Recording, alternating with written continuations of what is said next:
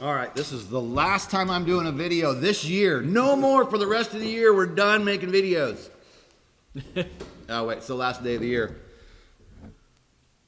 Coffee with Kenny. Coffee with Kenny. Finally, in person. Yeah, day 298. And this is Batman. In case you didn't know, his alias is Dan Taz Christmas, but he's really Batman. Because you've wondered about why you never see Dan and Batman in the same place. That's the reason why. Hey, let us know where you're logging in from. Let us know you can hear us and see us. And today we are doing, as we put out, Hangar Talk. We've been talking about, we get together after hours and when we're not making videos, and we talk about all these kinds of things that instructors talk about, that we see in student training, and we see students doing right and doing wrong. Right. And we see all these different things, and we thought, you know what, last night we went out for supper, and we're like, hey, let's make some notes and let's do a video, a live event on New Year's Eve, and just talk about all the things that, or a lot of the things that we see, just things that were popping up off the top of our head. In case you don't know this gentleman, he is Dan Taz Christman, 2018 Flight Instructor of the Year. Batman, also known as Batman. We did author this book together, Top 10 Check Ride Tips. That is available on our site, helicopterground.com. We bought a whole pile of them, and we shipped those out to you for only shipping and handling. We've already bought the book. So you can go to helicopterground.com and get those anytime for just shipping and handling. So, anybody, can they hear us, see us? Everybody says audio good. Awesome. Lou. Great. Well, let's see. Which one should we start with first? Well, we'll go right down the list. Sure. Last night we were talking about one of our Hogs members, and we're really proud of this Hogs member, and we're not going to mention his name or where he flies so that we're not, directly calling him out, but he will probably watch this video at some point because I know he keeps up on our videos. Probably. And we just saw him the other day post a video on YouTube or Facebook, either one, whichever, doesn't matter. And he had passengers in his video. He took off, fires it up, and you see he's at a building, and away he goes. And I'm like, whoa. And I almost called him out on Facebook. And I thought, no, I'm not going to say anything. And somehow it came up last night in a conversation. Yeah, we were talking about that. And I don't know who brought it up, but we both saw the same thing. Hover pre-takeoff checks should be done every single time you take off. Yep. Even in the EMS world, we were expected, not just expected, we were required to do a hover pre-takeoff check before every single takeoff. Whether you're just going for maintenance or you're going to the hangar or it's in a medical emergency, which the medical emergency is for the crew in the back. It's not you as the pilot. Mm-hmm. We were required by our EMS company to do a hover pre-takeoff check. And they said, guys, if we observe you, if a check airman or someone from the company observes you doing a takeoff without a hover pre-takeoff check, you won't work for us anymore. So if it's in the EMS environment, if you're expected to do that, why are you as a private pilot or a commercial pilot or whatever it is you're doing, mm-hmm. Why are you taking off without a hover pre-takeoff check? Right. And it doesn't take that long. A few seconds. Pick it up.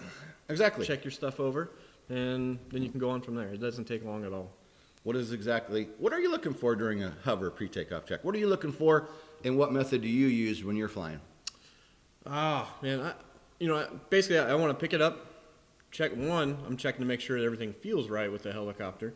But then I'm also looking at all my engine gauges. I should have checked them before I took off too, but then once I get load on the road or stuff like that, then I want to look at that kind of stuff too. Right. Other thing, one of our instructors back in Vegas, he always likes to say, back up a little bit and look at the ground. Make sure you don't have like a pool of oil or something didn't fall off the helicopter or something like that. So I put that in my pre-hover or my takeoff checks as well. So big things like that, knowing where the winds are. That comes with actually picking it up as well. But, things along those lines. You're giving the helicopter time to spit, mm-hmm. sputter, miss, puke, see how much power you're pulling. Yeah. Looking for anything that just isn't right. Yeah. A dead, maybe one of your gauges went dead. You know, Yep. and those are How'd common. that happen? Little trainers. It's very common. You look down and, oh, I got no oil pressure. Reach down and flick it with your thumb, and then boom, it pops back up again. Mm-hmm. What if you don't have any oil pressure and you just took off and you didn't check and you seize the engine on takeoff? Yep. So Not something you want to see 50 feet in the air. I'd prefer seeing it at 2-3 feet in the air. You know, so I can if I see that no oil pressure, it drops off for whatever reason, I can set it back down and figure out what's going on. I don't want to see it, you know, as I'm taking off, and now I got to come back around and figure out where I'm going to put this helicopter down at. right. So Shame on you, Hogs member, who we saw the other day on Facebook. You know who you are. You're a good kid, and you've been doing great, and you're out there in the world, and you're doing it. But this is one thing we're going to talk about is what people do after they get their license and ratings, right? So I think that's what brought that one up, is we're talking about that. I'm sure it was. Mm-hmm. So we're watching you guys and girls. So that was when we had in the list. What people do after they get the license, right? And should we start with the good or the bad? We can start with the bad, and then we can give them All something right. good, All something right. positive. We'll end on a positive note. There you go. So you said bad first? Yeah, why not? Bad first. Okay, I'll pick one, then you pick one. The first one I pick is, okay, I teach everybody, you know, hover pre-takeoff check, and if you're on the ramp and you're going to go out to the runway to take off, it should be stop, clear your tail, stop, clear your tail, stop, clear your tail, left, right, stop, clear your tail, get to where you want to go. Yep.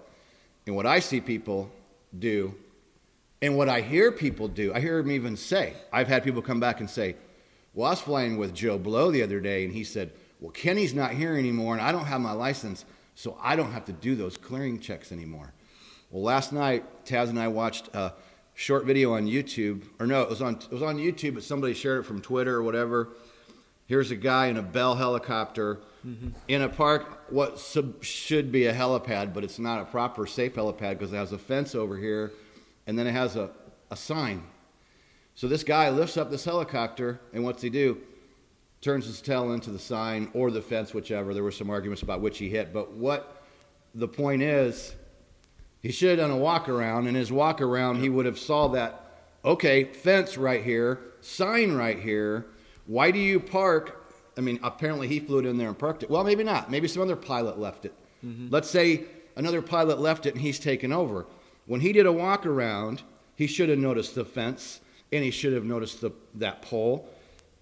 Also, we did a pre-takeoff check. He was in a Bell and it was the right-hand side. So if he'd have looked outside, clear right, oh yeah, You would have seen it. the fence is right there and the sign is right there.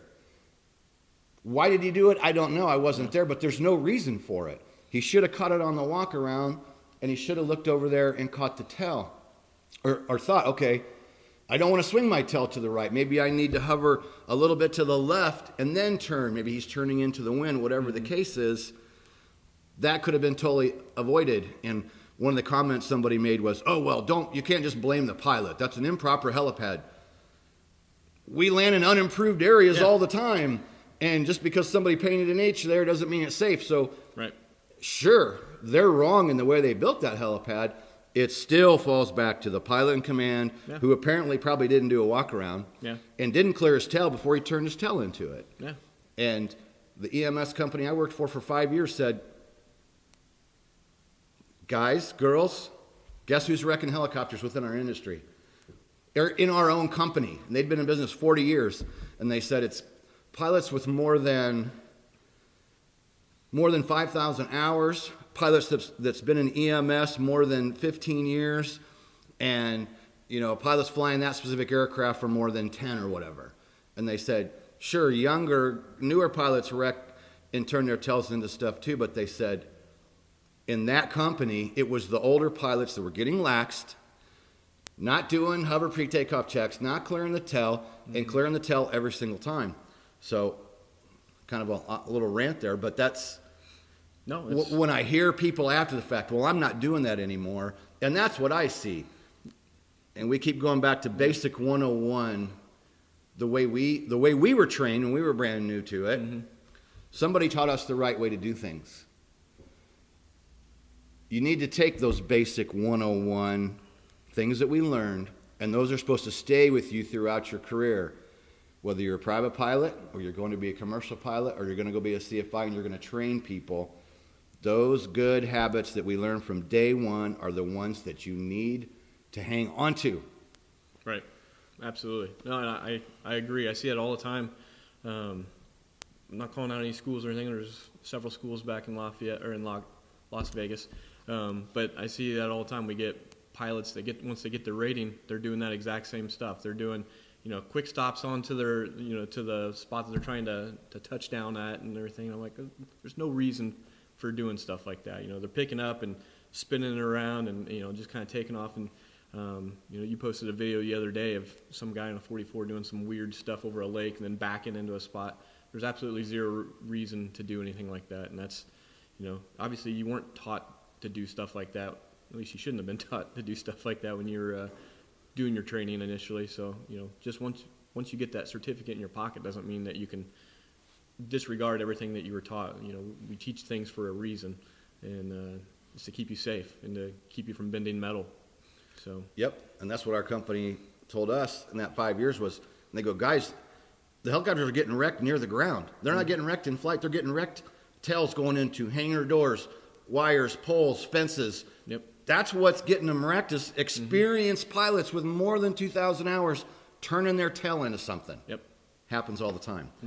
Okay, so I did the first one on what I see that goes bad after they get their license, right? What's the one? You got one? Well, I know we talked about it on there, but doing a what I see, especially in Vegas, the weather's usually pretty nice, but it's not always nice. Especially this time of year, we're getting snow in Las Vegas, we're getting winds and rain and stuff like that, and people will go out and I call it the 360-degree weather sweep. They go outside and do a turn, and look around. Oh yeah, it's good. So we're gonna go take off and go fly. Well, realistically, that's probably not necessarily the best thing. Getting a proper weather briefing, calling flight service and getting that kind of stuff. Along with that, stuff that you get from that pre-flight weather briefing, you can pick up your NOTAMs and your TFRs, things like that. And I think that's hugely important to see what the weather's going to do. Here in Indiana, the weather's changing. Just on my drive up here from Rochester, the weather changed within 5 miles.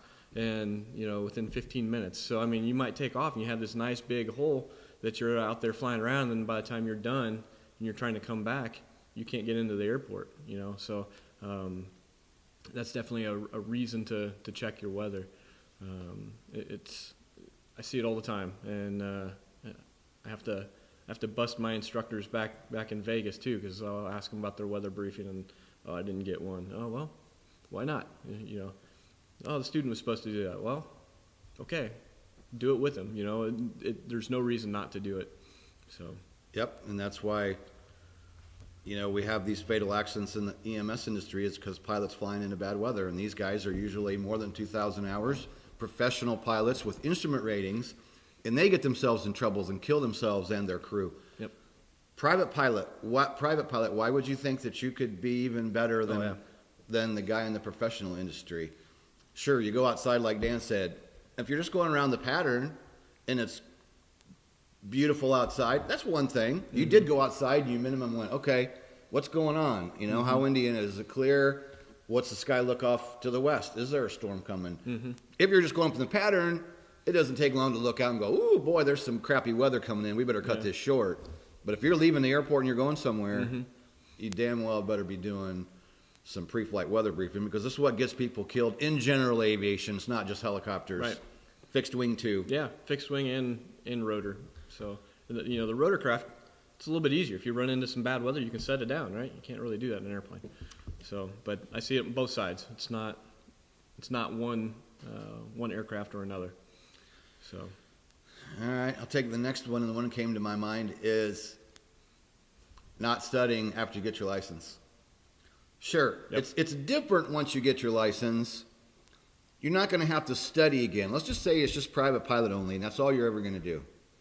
You study hard to get through the ratings, you get your license. Okay, you're now a rated pilot. But so many of them just don't study again at all. Don't pick up a book and review.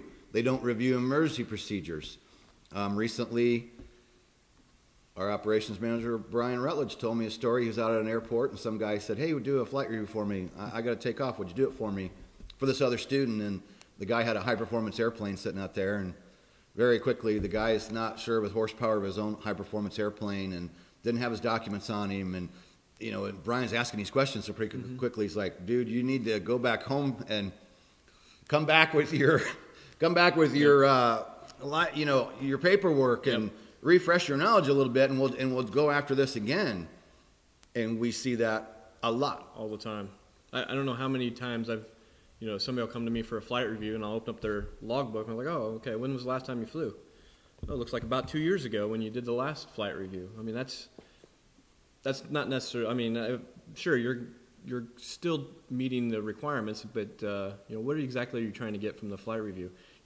When you're doing the flight review, you're supposed to be held to the PTS standards, right? So if you're a commercial helicopter pilot, you're going to be held to those standards. So if you can't, do your 180 auto, within 100 feet, guess what? You're probably not going to pass your flight review. So things like that.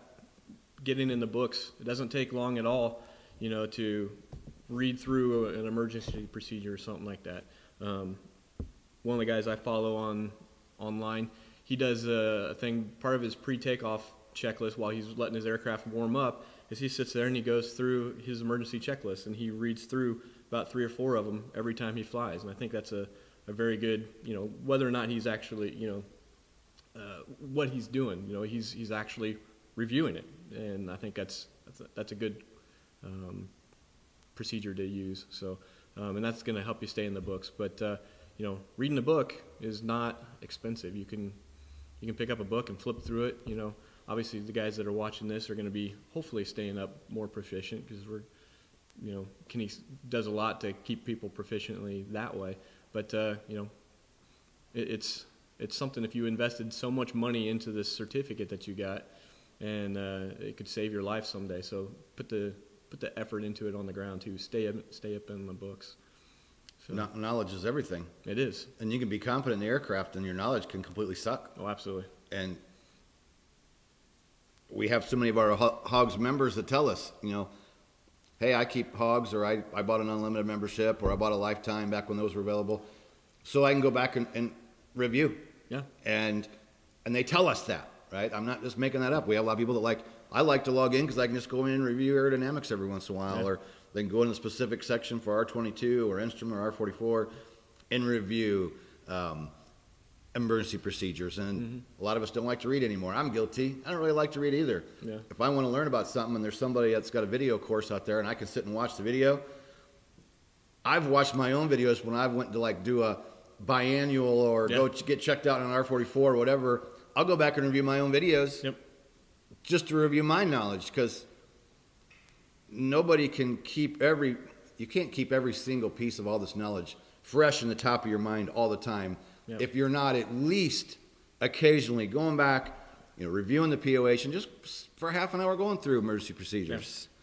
I do that too. Every time I teach aerodynamics in a helicopter, since I swap back and forth between airplanes and helicopters, I'll go back and I'll review the aerodynamics section in Hogs and just, oh yeah, that's right, I remember that now.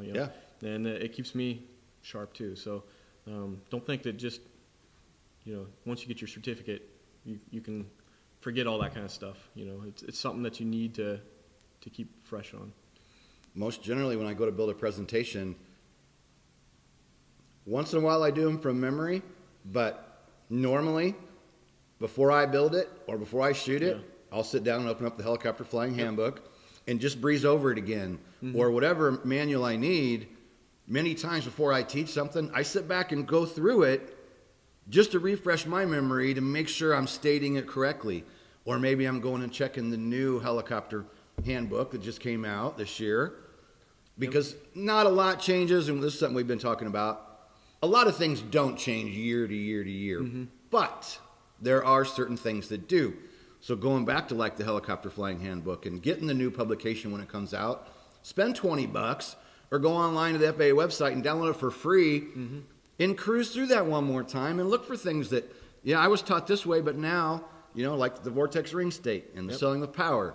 It's been an argument for years. Now they finally changed it in the helicopter flying handbook just so that now everybody's more on the same page. Yep. You're going in for flight review. You need to Probably know, know that. you need to know what the FAA now considers vortex ring state versus selling with power and the new Richard, not new, but the Richard recovery technique that's now in the FAA helicopter flying handbook. Now an accepted method Yep. as of per the FAA manual. Okay, so I did 2, you did 1. You got one more bad they do after getting their license? You hit a bunch of them. We hit a bunch of these already. Let's see. I don't know what else do we have on there. Well, I kind of touched on the NOTAMs piece, but it's something I wanted to bring up since we are starting to get into that political season now. This is a good one. He brought this up right before we went live. This is a good one. I'm like, remember to talk about that today when we're live. So, doesn't matter which side you're on, right? So, we've got all these politicians that are going to be flying around the country, and they're going to be giving talks and speeches and stuff like that. Well, guess what is going to go with them? TFRs. So, you're going to have all these pop-up temporary flight restrictions wherever these people are talking. And so, the best way to check those, call flight service, right? So, we have an examiner that always asks us what's the best way to get the NOTAMs, or to pick up the flight restrictions, the TFRs and stuff like that. And it's through flight service. They're the ones that actually publish it onto the web pages and stuff like that, but they're the ones that get the information first. So if you call them, they're going to tell you, right? And you can use ForeFlight, and you can use the TFR web page that the FAA has, and it does a pretty good job, and they're fairly accurate, but you could get caught. I've seen it before where people have gotten caught where they're like, oh yeah, my ForeFlight says this and I was fine, and then you get right in the middle and the TFR pops up. Well, crap, now you're screwed. So call flight service. It's easy. It's a free call, right? 1-800-WX brief. So there you go. Call them, and they're there to help you. And then along with that, flight following is very good too. So if you're talking with somebody, guess what? The controller you're talking to probably knows that the TFR is going to go into effect, and he can tell you before you even get there. So I can't emphasize that enough as well. That was a good one. I was glad you brought that up just a little bit ago, because I'm like, oh yeah, because it will. I mean, it's been pretty quiet TFR-wise recently. Seems like anyway. Yep. But you're going to, in the next 11 months, and again, as Tess said, it doesn't matter politically what you think of, and we don't care. It doesn't matter. Doesn't matter. They're going to be traveling around campaigning, and that's going to be TFRs popping up all over the place. Yep. Absolutely. Well, hey, let's check in with Heather and see. Do we have a lot of people watching? How many people we got watching? We have 31 Nice. Wow. watching today. That's awesome. Um, Do we have any good questions you want to add? I do. Do you want me to read them now, or are you still thinking? Yeah, go ahead and switch over to your audio there, and let's see what you got. There we go. So Tink Lawing, he says, my job with the Thermo King of 24 years, we are required to take continuing education to keep our certificates every year. Is it not the same in the helicopter world? All right, you want to go back to 2 hours? It depends on what company you work for. Sure. We have a lot of tour operators out in Vegas, and they do recurring. They're part 135, so 135 operators usually have some kind of a recurring check ride they have to do and recurrent training every year. So I would assume EMS, I would assume, would have the same type of thing. Any kind of business aviation would have the same type of thing. On the private sector, though, you just have your flight review every 2 years. That's between you and an instructor. So Sure. there's not a whole lot between that, but it just depends on what company you work with. In the 135 world, you're going to have, a 135 company is always going to have some kind of recurrent training. The 5 years I was with the company I was with, all we really had was once a year we had our 135 check ride, and then we had a certain amount of hours of testing we had to do online throughout the year or every quarter. I can't remember now how it worked, but so in EMS, yes, we had some minimum things we had to do between both a check ride once a year, 135, and then online testing on all kinds of subjects, pretty much everything that a pilot needs to know about. But then on the flip side of that, if Joe Blow starts, ABC helicopter company, and he's a Part 61, and he hires 5 pilots, and Yeah. he's just operating under the, doing what he wants. Sure, an operator should have something in place to make sure his pilots stay current or her pilots stay current, but there is no guarantee. Right. So that's probably, it's a great question, because we know in the industry there's companies and schools that have policies in place on recurrent training, and that's the way it should be. Are there companies out there that don't have recurring training? Yes. Or are there companies that just, oh, here, I'll just sign your logbook? And in aviation, like any industry, there's a lot of great things that go on, and there's a lot of horse manure that should never go on and slips through the cracks, and unfortunately the world we live in. Yep. Yeah, I see that a lot, like Part 61, like he was saying, or Part 91, once you get your certificate, you only have to, depending on what helicopter you're flying, if you're with the Robinson, obviously you've got, you might, depending on your hours and stuff like that, you might have to do it every year until you hit your 200 hours. But there's not really anything stabilized or set in stone saying that this is what you have to do every year, other than your flight review, and it's only required an hour ground and an hour flight. And it's got a few topics in there that the FAA says per the regs that you have to cover as an instructor, but that's really it. There's no structured program or anything like that. Whereas, like we were saying, with a company, usually they're going to send you to flight safety or one of these other companies, or they're going to have some kind of in-house training or something like that.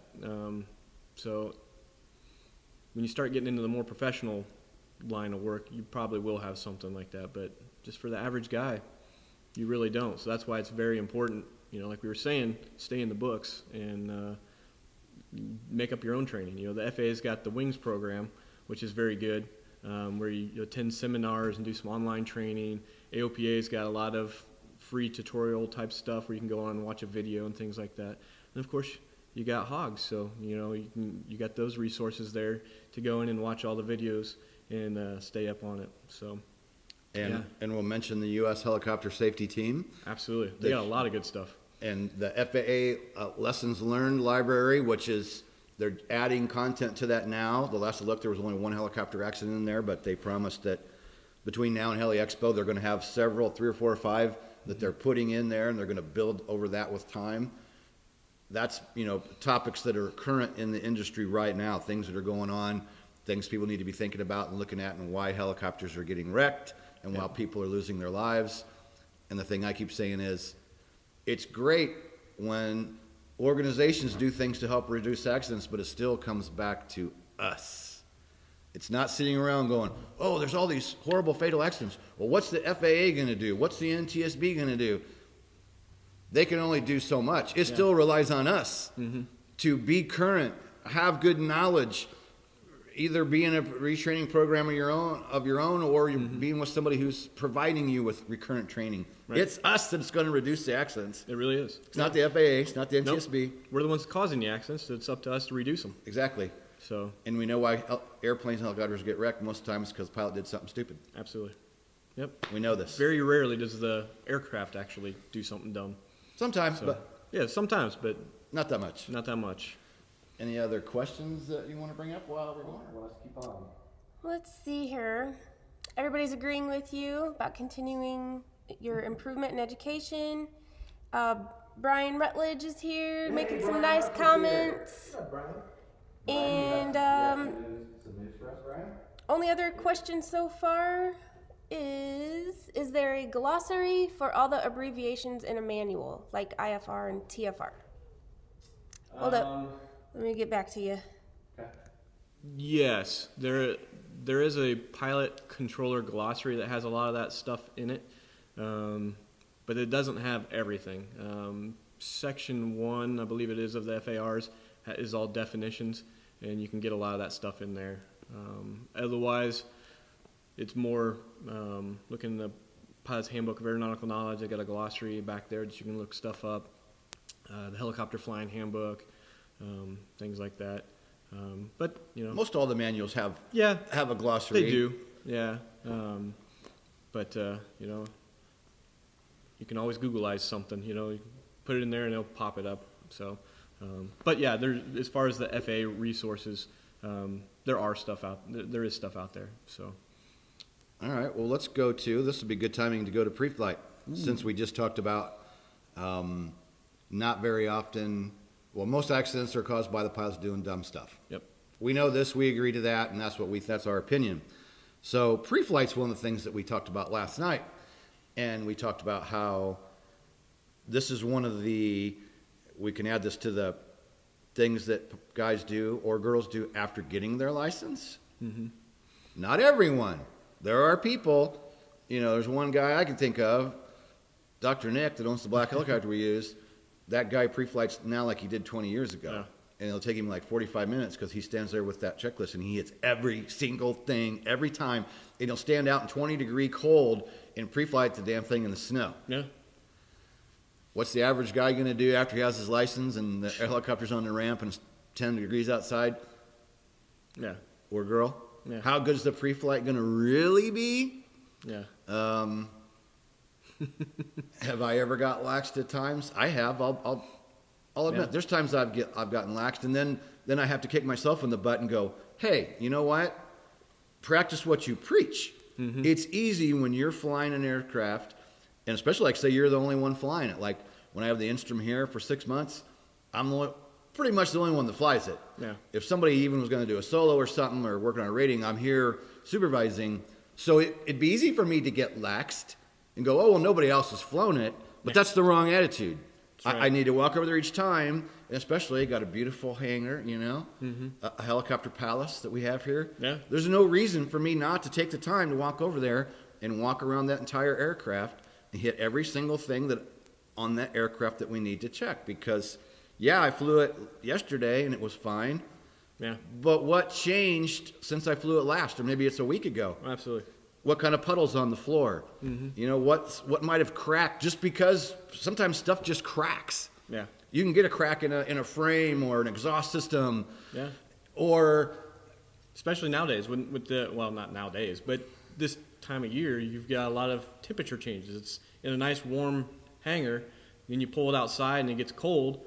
That plastic becomes very brittle. It can crack, and hoses can snap off and things like that. Yep. So, yeah, kind of part of pre-flight, and I only bring this up, and I just thought of this while we were talking, but if you look at the PTS, the very last section or the item that the examiner is supposed to check you on is post-flight procedures. That involves, a post-flight walk-around, and I teach all my students, once you get done, it's not, once the blades are stopped spinning, it's not time to just walk away. Walk around the helicopter and see if there's anything that's missing then, Maybe you can see a belt that's come off, or, you're missing a screw here or there or something like that. That way, when you go back to pre-flight, you can fix it, or get the mechanic to come over and look at it before it flies next. So I think a good post-flight's almost as important as a pre-flight, even though we don't have a checklist for the post-flight. But Yeah. you can almost use your pre-flight checklist as a post-flight. Every time I flew in the military, post-flight, inspection afterwards. When I'm renting an aircraft from a school, I always want to do a post-flight. One, make sure nothing's missing, but two, this is more of a thing for me, is I don't want the school or the next pilot to blame me for something that they caused or something like that, So if I don't see it on the post-flight, guess what? I didn't cause it. So, I don't know. Those are the kinds of things we talk about in helicopter landing ground school, and I talk about all the time. All through my ratings, private, commercial, CFI, I don't remember everybody talking about post-flight. And then when I was a new CFI, go down to maintenance one time, I'm hanging out with a mechanic, and he's from a mechanic, and this guy been doing it forever, like probably 40 years. He was the first one that said to me, and I don't remember ever hearing it before that, he's the one that said, I think you learn more from post-flight than you do pre-flight. Absolutely. He's the first one that really honed that in with me, and I thought he's right, because you look at it prior to going to fly, an hour later, you've been out working that thing hard. Maybe you've been doing autos or whatever it is you're doing. In that hour of flight time or half hour flight time, what came loose, what cracked, what started leaking. So yeah, it can be as simple as you roll it back in the hangar and take 5 minutes. It doesn't take long at all. Flip open the cowlings. Just look inside. Is anything dripping down? You know, especially after autos or full down autos. Yeah. Look at that landing gear. We had one. I'm at a busy flight school, and I go to work one day, and we had 2 helicopters, and I see somebody, the owner's son, out messing with the landing gear, and I'm like, and he didn't say anything to me, right? I'm the pilot on duty, and I'm like, what's he doing? And I see him carrying something out the door. And so I walk over and look, and part of the one of the struts has gone off the landing gear, and I'm like, and I step back and I look at it, and it's like the whole landing gear is like this. I mean, it is freaking like this. And I stood back in amazement. And so I call the owner and go, hey, man. And he's like, oh, I don't know what, you know, I hate to say too many details because I don't want to name the people, but the owner comes in and blows up, and it's like, who was the last person to fly it? The last person to fly it swore up and down that they didn't do it. Yeah. How do you do that much damage to a landing gear and not know it? Right. So it may be something that's very simple that a person did or did not do, or it might be actual, what's the word I want to use? Almost criminal, but not criminal, but it might be a person wrecked it, damaged it, and they're too scared to fess up, and they just park it and leave and walk away. Yep. And if you walk in and you didn't do a good pre-flight, then you go flight and you come back and then you get blamed for it because your pre-flight wasn't good. Fess up if you tear up the helicopter. It's hard to do. It's very hard. You had an overtemp or you overpulled the power. It is hard to go back to your flight school or your instructor or the owner. That's a tough thing to do, to go back and go, man, I just messed up. What'd you do? I overpulled the power. How much? How much did you pull over? How far did you pull over? In the end, you're going to be respected as a pilot because you fessed up over something you did. If you don't tell somebody, then the mechanic doesn't have an opportunity to look at it, and then the next person goes out and flies it and has a failure because something you did, then that's on your conscience. Can't say it. That's on your mind that, you know, that accident could have been prevented because you're the one that did the damage to the aircraft, didn't notify anybody, and the next pilot has a failure because you didn't fess up. Yeah. I do that all the time when I don't You don't not fess up all the time? Yeah, exactly. But, you know, a good point of bringing that up is, you know, when I go out and do autos with a student, when I get back, one of the things I look at is the rotor head. Make sure that I didn't bend something, you know, something's not the way it's not supposed to be. Because, you know, if I got a student, you know, the next guy, it's a training school, right? So if the student doesn't catch it on his pre-flight the next time because he's not really that proficient and the instructor doesn't look at it, they could go up and it could kill them. So it's very important that, you know, you keep stuff like that in mind, especially if you're doing stuff that's not normal everyday type stuff. Yep. I go and do off airport stuff. I always come back and check out everything, you know. Just because it looks like I cleared my tail and the bushes are flying around, you know, out in Vegas we get lots of rocks and bushes and stuff like that. Who knows, maybe I picked up a rock and it dinged the tail rotor or something like that. And that might be something that I need to get addressed. We made it back, but, you know, the next guy might not catch that. So yeah, it's on you to do that. So random thought bird strike. Yep. That's in the FAA lessons learned. I'm going to do a video on bird strikes. The next ones I'm going to do next year, because I'm not doing any more videos this year. No, this is the last one. This is the last one. No more videos this year. But I'm going to do one on that bird strikes. I've only had one that I remember in 20 years, and I didn't know it happened, and it was flying a BK-117 at night. We land at a hospital, medical crew's inside. I do my walk around as we're supposed to, right? You land, get the crew there safely, they go inside with the patient, you stay with the aircraft to monitor the aircraft, security of the aircraft, and you walk around and check it. I walk around, and I actually climbed up on a cowling, and I'd had a bird strike, hit a cowling, but it gave me the opportunity to check and make sure nothing was ingested into the air inlets, make sure there was no damage, everything was fine. I flew back, reported to the mechanic, and the aircraft wasn't even damaged. But I had a bird strike, didn't even know I had a bird strike, but I wouldn't have caught it if I wouldn't have climbed up there and looked. Yeah. And then how stupid would I look if I take it back and put the helicopter away, and the next pilot comes in and goes, oh, nice bird strike you had last night. Yeah. What? Yep. Yeah, you didn't see you didn't climb up last night and check it before you flew back from wherever you were, did you? No. Right? So post-flight and pre-flights, keep yourself alive, number one. Yep. And then all the other reasons. safety of other people, not getting blamed for something you didn't do. Yeah, Fess up to something you did do. absolutely. All right. Well, this is going along pretty good. Heather, do you got any questions you want to bring up for us, or should we keep going? No questions. Lots of time. All right. All right. Okay. So we did the hover pre-takeoff check. Yep. Talked about pre-flight. How about let's go to respecting instructors' personal time? Do you want to cover this one, or you want me to do it? Sure. And I bring this up because my wife brought this up Last night we were Yeah. discussing this at supper. And I have so every Monday is date night. So that's all, most of my students know it and stuff like that. But every once in a while, I'll get a guy that wants to fly with me on Monday, and I say, no, I can't do it. And usually like I said, my students know, and they'll be like, oh yeah, I forgot. But every once in a while, I'll get a guy, and he's like, well, I'm only in town for a certain amount of time, and I really want to get this done and everything. And I'm like, nope, dude, I can't do it. I'm too busy.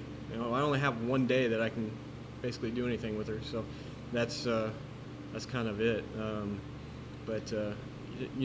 there are other times where I've been flying all day. On the weekends, I'll get up at 4 o'clock in the morning, and I'm out at the airport at 5:30, and I'll fly until 7 or 8 at night. And I'll get somebody that says, "Oh man, I want to fly with you at 10 o'clock." I'm like, "Oh, sorry, one, that's too many hours. I can't do that." But it's instructors need time off too, just like students. So we're not machines. Exactly. So. And it's like me now where, for years I worked 7 days a week, and sometimes I even do now, depending on what's going on, but weekends I kind of want to myself. And I have all the time people say, well, hey, you fly Saturday, you fly Sunday, and I say no, and they get frustrated, and it's like, my daughter's 16 years old, almost 17 years old. In a year or two, she might be off on her own. Mm-hmm. And until she's off and living her own life, I want to have my weekends at home with her. Yeah. And I get people emailing and asking oddball questions all times of day and night, and it's like, and then sometimes they get, they get frustrated if I don't answer right away. It's like, well, you said that to me at 2 a.m. on Saturday, and then, maybe I got plans with my daughter all day, right? Yeah. And so we do work hard, and the thing that we were discussing during that is, you said a lot of your students are very respectful of that. Yep, and they know it. Very respectful of it. And Hogs members are the same way, and my students are the same way. Most people are respectful of it, but we also talked about, on the same token, how much time we give away as instructors a lot of the time. And many instructors will agree with us on this.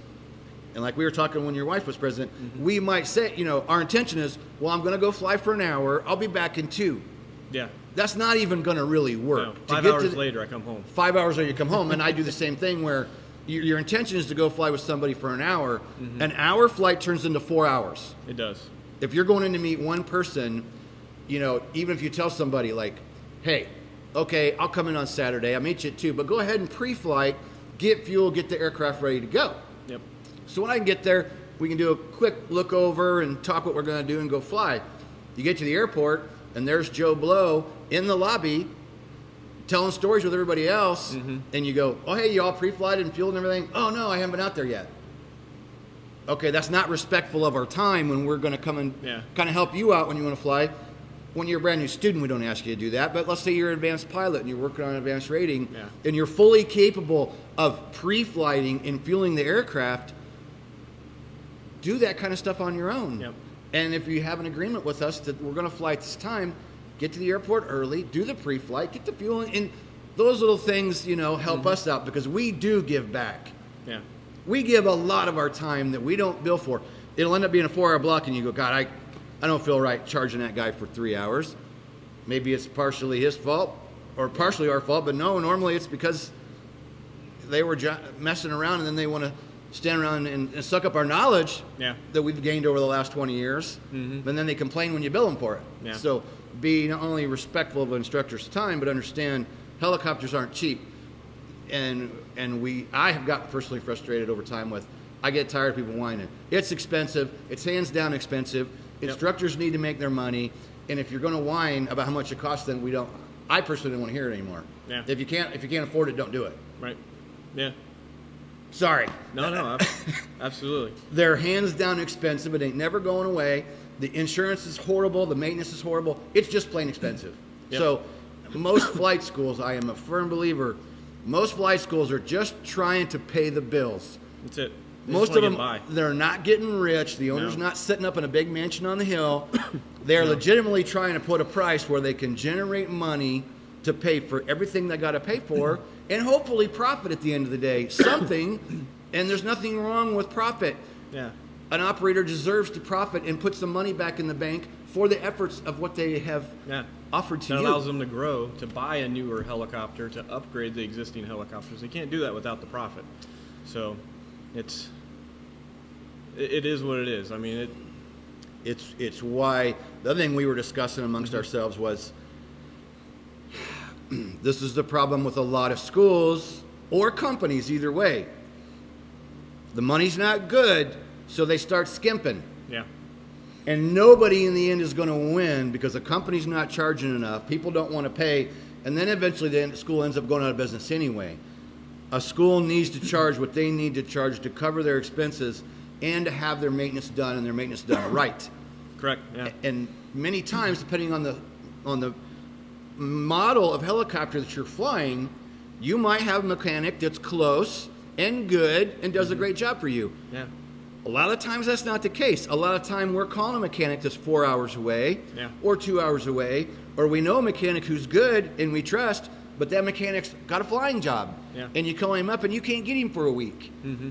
There's so many times behind the scenes of trying to maintain an aircraft and maintain it properly. Takes time, takes money, takes having a maintenance guy that's close or a maintenance girl, someone that you can, that's in your area, that's close, that can take care of that model. Yep. That's why we have to charge what we have to charge. Yep. All right. I better move on. Half the people are probably gone after that rant. But I'm just saying, it's an expensive business. It really is. And, people are just trying to make a living. We all want to, make our house payment and have a little cash at the end of the day to go have a beer, All right, so we did what they do wrong after their license. What's one good thing they do after getting their license before we go to the next thing? Sure. So I've got a guy, and this kind of goes back on what we said about staying up on your knowledge or anything. I have a guy that I routinely every month fly instrument approaches with. Nice. And he calls me up. He's like, "Hey, when do you have an open time?" And we usually do it at night too, so it rehacks his night currency as well. Nice. And we'll go out and we'll do his three approaches. We'll do some holding and stuff like that. And he flies his own personal aircraft. And he flies around the country all the time. That's something that I think is very good.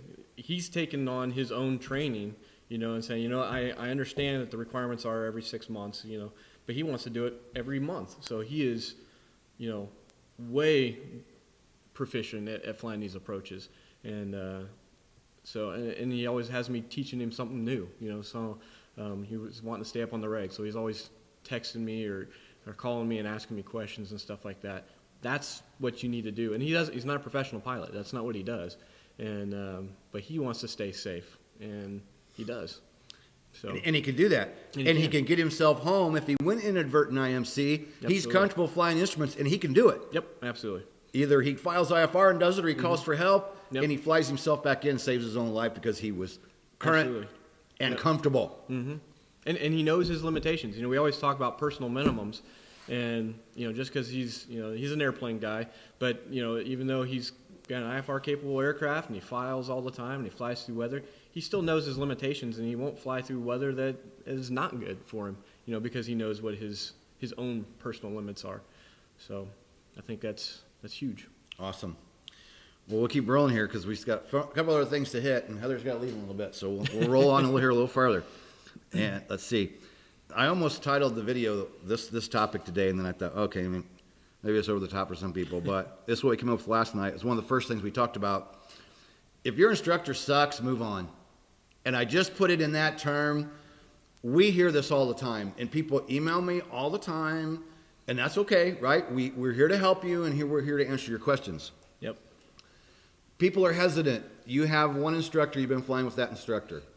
And it's very common I get an email when somebody has somewhere around 15 to 20 hours and their instructor moves on and they're lost and they're upset and they don't know what to do. That case, you find another instructor and you move on. But the one, if your instructor sucks, move on. We also get so many complaints. And, instructor's not doing ground school, or instructor's doing this, or the attitude of the instructor, the way they treat a person. It is your money. You're paying the flight school. You're paying that instructor. If in your heart, in your gut, you don't feel like you're being treated properly, either, number one, you confront them and you do it politely, but just say, confront that school or that instructor with your problem. Yep. If it's a bigger school, ask to fly with somebody else. And I realize this is difficult. It's not always easy in these situations, but it is your money.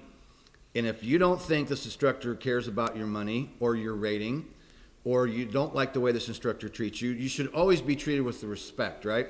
An instructor needs to hone your skills and help you and point out your deficiencies and help you clear up those problems. But he or she needs to do that in a method that is stern but still comfortable. We have to make the point to you, like, look, if you do that, you're going to kill yourself. Okay, so let's work on that. And I don't want to see you do that again. Yeah. It's our job as instructors to train you well, but it's our job to train you and treat you the way you want to be treated. Jump in any time. I'm trying to think of what I want to say is that we talked earlier about respecting the instructor's time. Well, the instructor needs to respect your time too. So if they're showing up, we talk about the student showing up being prepared and ready to go. The instructor needs to do the same thing. If he's not showing up and he's not prepared, he doesn't know what he's going to teach you and things like that, that's not good either. So and it's not an effective use of your time. It's not, especially if you're paying for it. If you're paying for the instructor to sit there and review stuff, in the handbook that he could have done before you showed up, or something like that, then that's not good either. So. You're right. It's the instructor's job to be there, be prepared for you, have whatever you're going to do for that day. Your instructor should be there and have these things planned out and ready to go. And the materials he needs to have there. Yep. If he's running off, oh, sorry, my stuff's not here, I got to run to the car. And, oh, hey, I got to go make a phone call. And, oh, hey, his girlfriend's texting him or her boyfriend texting her or whatever the case is, you know. I'll bring this up. And I'm not calling out. Well, maybe I will call him out, but no need to get anybody frazzled. No. He's a good instructor. He means well. But one of my instructors, I watched him. He was helping out with some initial CFI training, and I happened to walk by, and we had a window in our door, and I could see him in there, and the student was up teaching, and he's sitting there playing on his phone, and I was like, that's absolutely uncalled for. You cannot do that. I mean, he had no idea what the student was talking about or anything like that, and obviously he was no longer working with that student, But that is something we had to have a hard conversation with that with that instructor about. And I told the student, I was like, dude, you can't. If he's doing stuff like that, that's not acceptable. Let us know. Let me know as the chief pilot. Let somebody in the school know. Tell him, dude, that's not respecting my time, at the most. And so that kind of stuff really chaps me. It drives me nuts. So don't accept a subpar instructor. Yes. So, and in my mind, I think it was two of us doing dual or receiving dual for our commercial or CFI. I think it was commercial, and we're getting a split rate. Like I'm paying half and he's paying half, but the guy I'm with. He worked for a business. He had his business radio on, and we're doing ground for an hour at a time. And he's going, "Oh yeah, I'll use the 12-inch PVC on that, and I'll be in ground, but blah, blah, blah." Then 5 minutes later, he's on his radio again. Mm-hmm. And so I went to the instructor after the fact and said, "Dude, I realize you're giving me a discount rate, but I'm not doing ground. If this guy's going to be on his frickin' radio talking, about his plumbing job, that's bullshit." Mm-hmm. And same with a student. If I'm sitting down and doing ground with you, I get frustrated if a student's on there. Even if you're paying me, oh, hang on. I hate that. Yeah. if we're sitting down and whether we're going to do a half an hour of ground or an hour of ground, then let's do it. Yeah. I don't care if you're paying me or not. I don't want you on your phone. Right. Either you listen to me or not. And same way with the instructor. Oh, I've been hearing instructors texting while they're flying doing dual. Have you heard this one? Yep. Sure I've been hearing this quite a bit. A Hogs member will email me, and Kenny, I'm kind of frustrated because I'm flying dual with my instructor, and my instructor's over there the whole flight texting, and and he's trying to get his instructor's attention, and I'm like, okay, that's one where I'll say I'd be done. Yep. You might give that instructor one chance, but I would give him one and one only. I would say, dude, either we're flying or we're not. If you're going to be texting, we're not flying anymore together. Right. I'm going to go get another instructor. Absolutely. I would not put up for 1 minute an instructor texting while flying. That instructor is there to help train you, and the instructor is there to supervise you as you're honing your skills. And if that guy or girl is on their phone texting when they're with you doing dual, I would not put up with that for a second. Nope. No, completely unacceptable. So bottom line, it's your money. Kind of along that lines, we discussed last night how does a person know? When you're new to it, you've only got 10 hours, you've got 15 hours, you've got 20 hours, and you go, well, how do I know whether I'm getting quality instruction? And the thing I think I said to you was, I think a little bit has to be gut instinct. A little bit has to be you as the student. Look at the total picture, and how do you really feel about it? Do you, if you legitimately feel in your heart that there's a problem here, then it's probably legitimate. It is hard as a 10-hour, 15-hour, 20-hour student, 30-hour student. It is hard to understand and know. I guess you ask around, you check referrals, or you check testimonials for a company. We understand. Yeah. Well, and with social media we got nowadays, there's all kinds of groups and blogs and stuff like that, and people are always spouting their own opinions and stuff out there. But that's also a good spot. Hey, how many hours did it take you to solo? How many hours did it take you to solo? You'll find the average, and if you're well exceeding that, or if then maybe could be you, could be the instructor. But you can have a kind of a rough gut. Most people are pretty good judges of character too. Sure. So if your instructor is blowing you off a lot and things like that, then it's probably not you. Schedule a flight at a different school. Yeah. And make it nonchalant. Call another school and say, hey, I'm a student and I got about 20 hours or so, but I'd like to come check out your fly school, and I'd like to fly with one of your instructors for an hour because I'd like a change of pace. You don't have to call up and say, hey, I'm frustrated with the guy I'm flying with, or girl, and I don't know. You don't even have to say that. Yep. Go fly with someone else in a different environment, and then after that hour, you'll go, wow, my first instructor's not so bad because this guy sucks. Or you might go, wow, that was a totally different experience. This instructor was doing things for me that this guy hasn't been doing. Go fly with somebody else.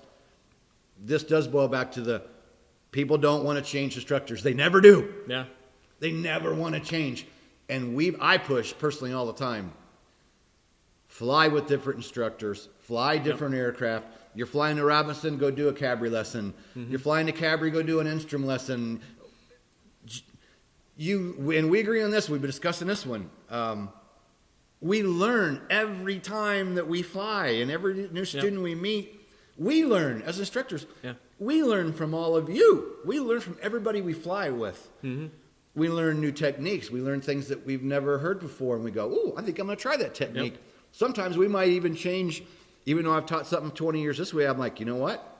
I gave that a chance, and I like that. I'm going to adopt that. Yep. So don't be afraid to fly with different instructors. Don't be afraid to go to different flight schools. I'm going to go look at the camera here. That was made some kind of weird. Oh, we're about to lose battery. Oh. Well, hey. I know what they're talking about. They're all talking amongst themselves and commenting that. Awesome. Well, we're going to lose our battery here, so I guess I'm going to have to wrap it up. I didn't want to wrap it up, but if I change batteries on the camera, I don't know if we'll keep the feed live. Let's try it. Let's try it. I'm going to go grab a battery. All right. Let me try. Cool. And I'll keep talking because I'm here by myself. Ryan wrote that my instructor was on the phone. That tells me he does not care about my learning and is wasting my time and money, and I would fire him. Absolutely. Absolutely. Yep. Yep, I 100% agree. But Never done this before. Change the battery on the camera while we were live and see if the feed will stay.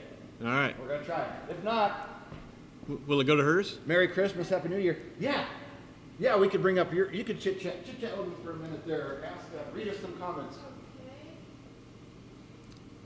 Yeah.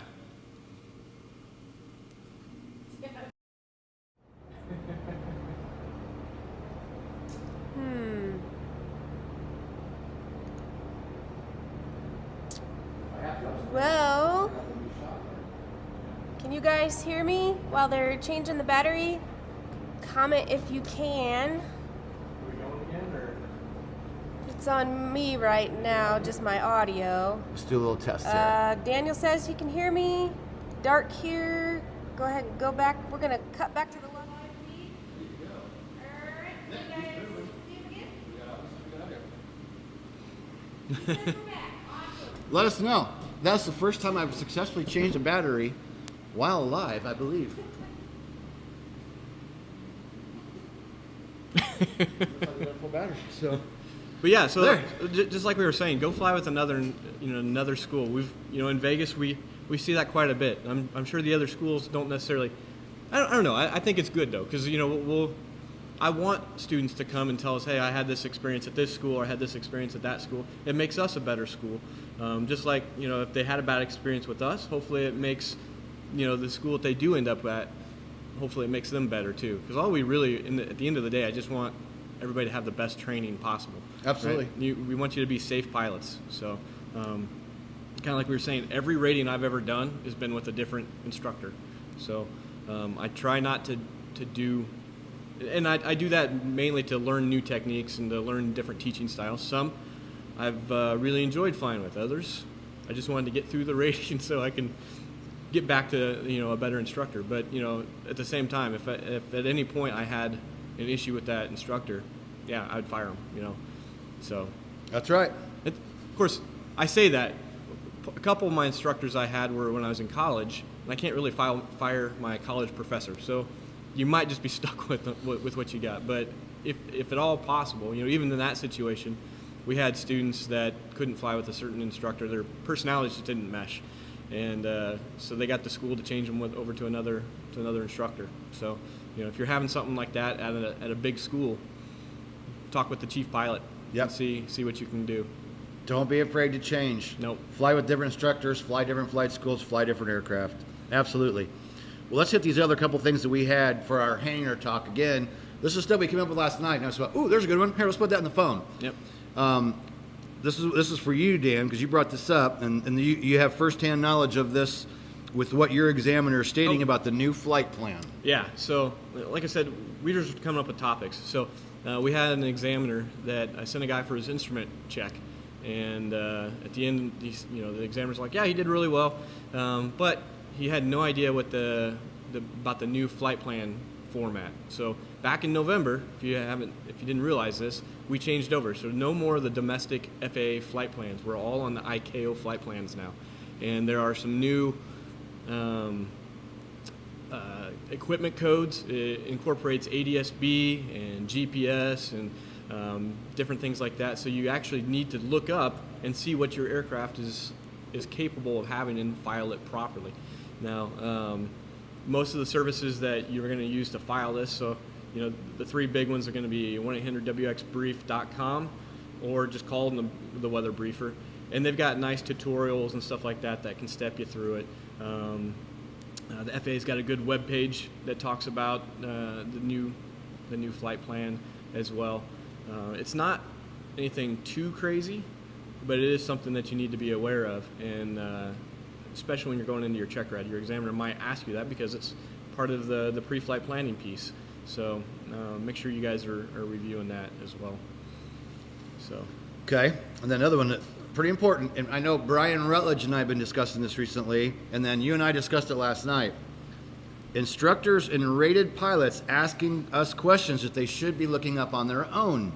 Yep. And we're not saying that because we don't want to answer people's questions. That's not what we're saying.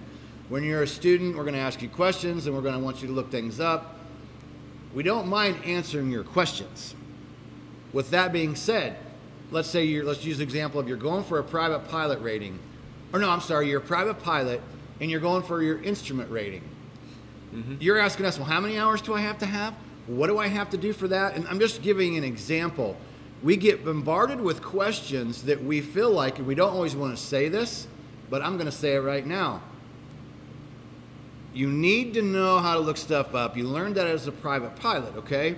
When you're going for that advanced rating, the examiner may very well say, what did you have to do to get ready today to apply for this additional rating?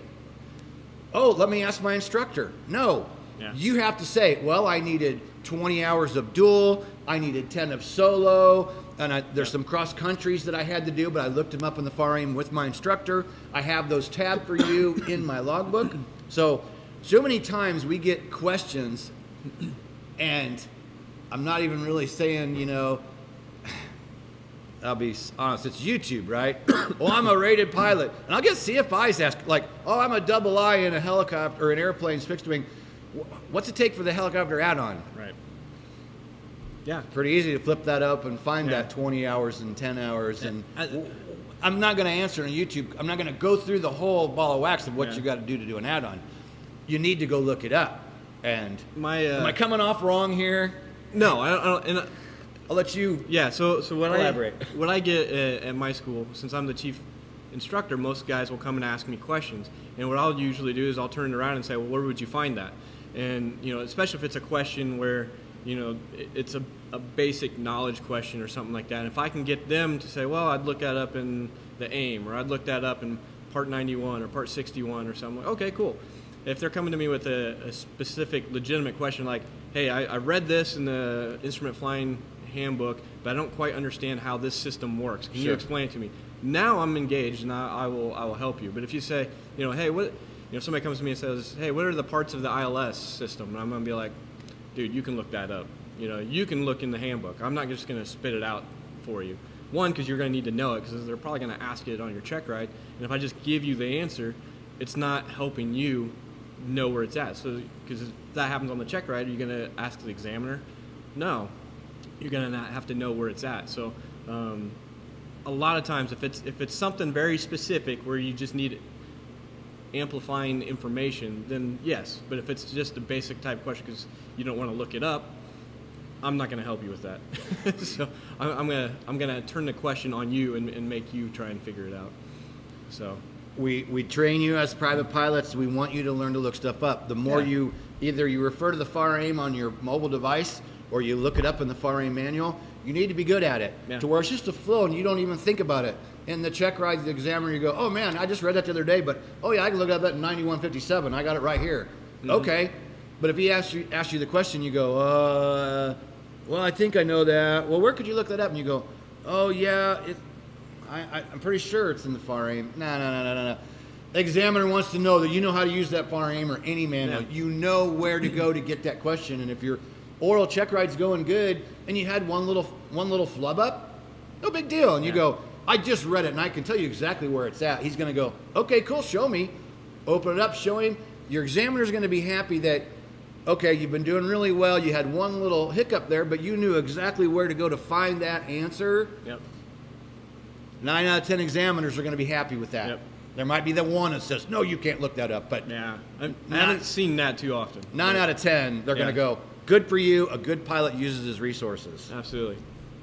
And while you're looking something up, you might learn something else too as you're scrolling through trying to find something. So, yeah, it's a good way to learn. All right, well, we've hit everything we had in the list with the exception of NOTAM specifically, but you kind of mentioned that. Yeah. So, I mean, knowing what different things, so getting an actual, I've had guys come to me for their initial CFI training, and I ask them where they get the NOTAMs, and they're like, oh, it's on ForeFlight, or, I'm going to call the weather briefer. They had no idea there's an actual website for just plain NOTAMs. You can type in and get the actual NOTAMs. You don't have to go through the whole system. But understanding what those give you, where to find the published NOTAMs, things like that, and why they're so important.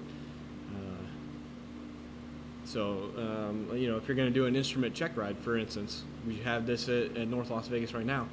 our ILS is notamed out of service, or at least it was before I came here. But if you're going to plan on doing an instrument check ride, and the examiner's like, oh, okay, so tell me about all this kind of stuff, and he knows because he checked the notems that the ILS is out of service, and then you go to step to the airplane, you start it up to go out and start your flight. He's going to say, dude, how are we going to do the ILS? Oh, we'll do it here. Well, dude, it's notamed out of service. How are you going to do that? Yep. Type thing. So, but that's important type stuff. I've seen, where lights have been notamed out, and pilots have gone on across country and they get to where they're going, and they find out that, hey, I can't turn on the lights. Well, why not? Because they're notamed out, which he should have known before he took off. Yep. So, all right. Yeah, hugely important. We'll start wrapping it up. I'll give Heather a chance to get ready to give any questions. Before we see what questions she's got left, we're going to wrap it up pretty quick because she's got to go very shortly, and she's monitoring those questions. Holiday sale ends tomorrow night. There's a link right down below the video for our holiday special. You can get all the details down there. I'm not going to bore you with it right now. Right below this video, special link shows the countdown timer, what time is left on our holiday special. Go below to check that out. Do you have any last minute questions for us before we go? I don't see any real questions, just a lot of awesome comments. Everybody saying Happy New Year, guys. Hi, Kenny. Hi, Taz. Thanks for all the real life schooling and work that goes in getting in all together for us. And cheers. Awesome. That's about it. All right, we'll get wrapping up then. It's New Year's Eve. Everybody else got things they want to do. Maybe tonight, maybe not. Thanks, Dan Taz, Christmas 2018 Flight Instructor of the Year, and author of the Amazon #1 bestseller, Top 10 Check Ride Tips.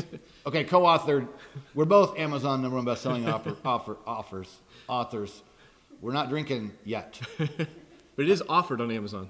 It is on Amazon as well, but it'll cost you less money if you go right to helicopterground.com. It'll cost you less than if you go to Amazon to get it. Absolutely. So we're proud of that book. It's there for you. Go check out the holiday special. Thanks to all of you. I'm sure there's a ton of comments, and we ate them all. But if we got trying to acknowledge everybody, then that gets old too. And so we're gonna wrap it up. We got to thank every single Hogs member, man, and even YouTube viewers and everyone. Yeah. Dan's been saying it, and I believe me. He goes, dude, Hogs 2020 is going to be. It's gonna be great. It's going to be even better, and it does each year. It just keeps growing. Yep. I don't know what else to say other than thanks to all of you that stayed with us, and we're now a force to be reckoned with in the helicopter industry. Did I just say that? Yeah. Hell yeah, I did. I built it on my own without really any help, and I'm pretty proud of that. And now we got some people wanting to jump on the Hogs bandwagon, and that's okay because now I'm going to say, prior to this, you didn't want anything to do with me, and all of a sudden now y'all want on my coattail. What you going to do for me? Just saying. A little bit of the smart-ass Kenny's got to come out at the end. All right, let's wrap it up. You have our picture ready to go up? I sure do. Everybody have a safe New Year's Eve tonight. Stay home, Uber, Lyft, cab. Yep. There's your choices. Do not blow your helicopter career by going out tonight and Not worth it. getting yourself in trouble. Yep. Not be worth it at all. It's not worth it, and it endangers everybody else. So. Come wave. Bye, Heather. I want to see your face. Don't mind it. As much as I know you don't like me on camera. Just say bye. Bye, everybody. Happy New Year.